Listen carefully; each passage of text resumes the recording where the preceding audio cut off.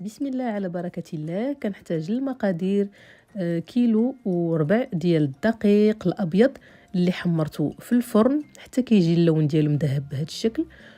وكنحتاج كذلك 500 غرام من اللوز محمص في الفرن كذلك، النص كنهرمشو مزيان والنص كنطحنو ناعم.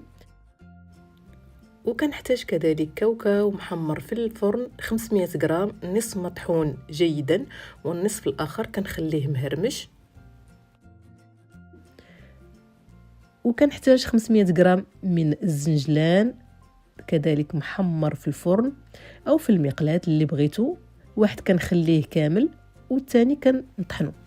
كنحتاج كذلك 60 غرام من النافع محمر ومطحون، و60 غرام من حبة حلاوة مطحونة حتى هي كذلك محمرة. وكنحتاج المسكة الحرة